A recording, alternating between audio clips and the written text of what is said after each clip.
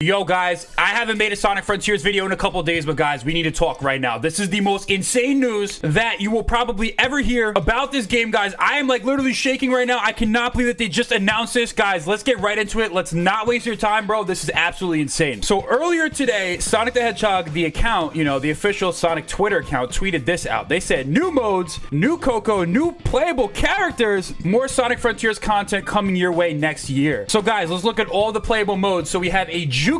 I'm not really sure what's up with that. We have a photo mode. Yo, a photo mode right off the bat, like that right there is actually peak content. Like that's actually insane. That's something that a lot of players have been asking for. We have new challenge modes. So we have Supersonic right there. It looks like we're going to be getting some cyberspace challenges. We're going to be getting some Supersonic boss fight challenges. Probably a boss rush mode. I'm guessing it's a highly requested feature. By the way, all this content is slated to come out in 2023. That's all in update 1. Now let's get into update number 2. Update number 2, we have Sonic's birthday, so that'll come out at some time around like June or something like that. We have open zone challenge, so there's going to be new challenges for the open world, which is actually really good because the open world feels like it's not like lacking, but once you beat the game and you 100% it, there's not as much to do. We're going to be getting new Coco, so I'm not really sure what's up with that. And guys, the elephant in the room is update number 3, playable characters and new story. We got Sage, we got Tails, Knuckles, Amy.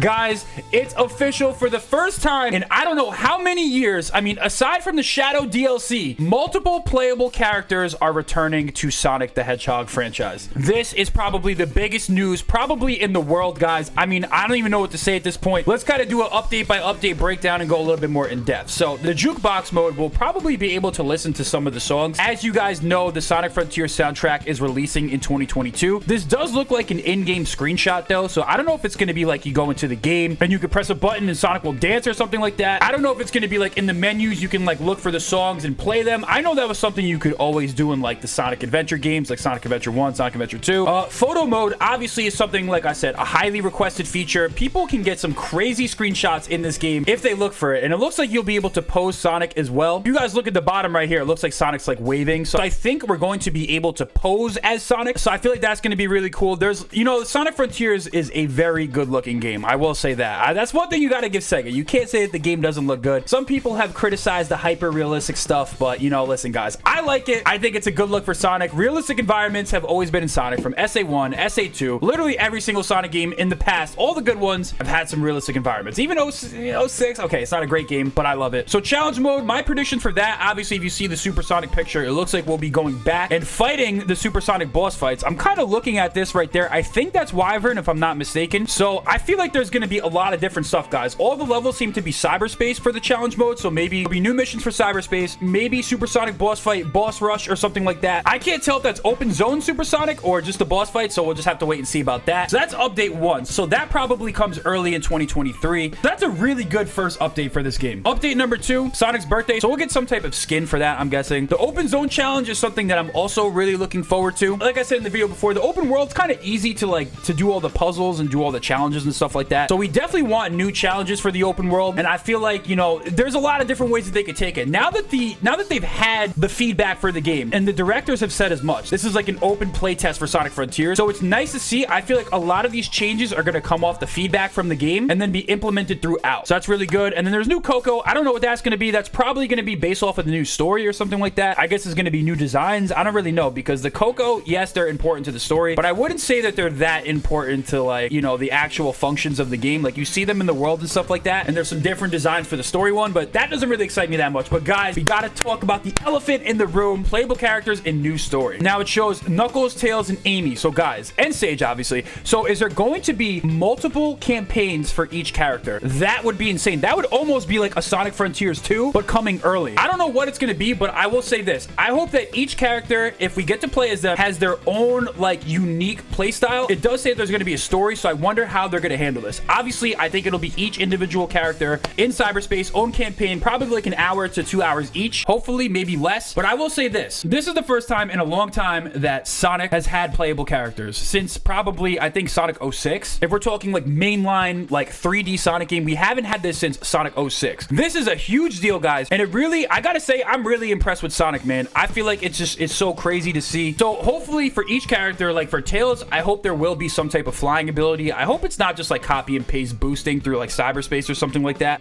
Each character has their own unique skill set. So if you look at Tails, Tails can fly. So hopefully maybe in the open world, or if it's cyberspace, we'll have levels that are unique to his skill set and we'll be able to fly if you're Tails. And hopefully we get to see a little bit more of what's been going on while Sonic was running around, and you know, in between, and how these guys all got captured, because I feel like there's a lot of like loose ends in the plot that like didn't really make sense and almost felt like it was a little bit rushed, especially towards the end. So I'm really excited to see that. And now we have Knuckles as well in the open world, so hopefully we'll be able to glide as Knuckles. Hopefully maybe there'll even be some treasure hunting stuff.